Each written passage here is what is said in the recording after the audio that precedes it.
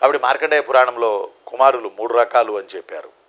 మార్కండేయ పురాణంలో కొడుకులు 3 రకాలు అని చెప్పారు. ఒకటి, తండ్రి సంపాదించిన కీర్తి, ధనం, ఆ తర్వాత పరాక్రమం మొదలైన వాటిని పోగొట్టకుండా నిలుపుకునేవాడు మధ్యముడు.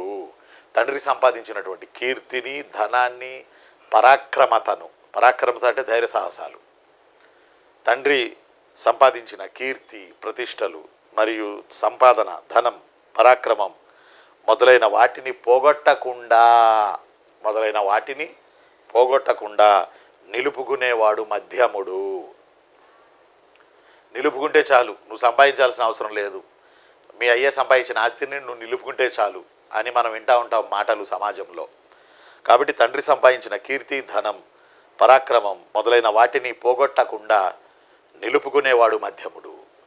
పోగొట్టుకోకుండా నిలుపుకునేవాడు మధ్యముడు. 2, తండ్రి సంపాదించిన కీర్తి, ధనాలే కాక స్వశక్తితో మరింత ఆ సంపదలను ఇనుమడింపజేసేవాడు ఉత్తముడు.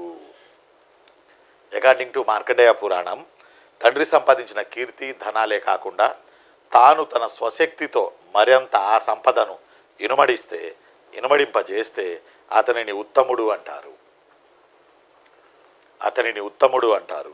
తండ్రి సంపాదించిన కీర్తి, ధనాలే కాక స్వశక్తితో మరింత ఆ సంపదలను అభివృద్ధి చేసేవాడు, డెవలప్ చేసేవాడు ఉత్తముడు. తండ్రి సంపాదించిన కీర్తి, ధనం, పరాక్రమం మొదలైన వాటిని పోగొట్టకుండా, చెడగొట్టకుండా నిలుపుకునేవాడు మధ్యముడు. అలానే తండ్రి తాలూకా పై సంపదలను నాశనం చేసేవాడు. పై సంపదలను మీన్స్ కీర్తి ప్రతిష్టలు, ధనం,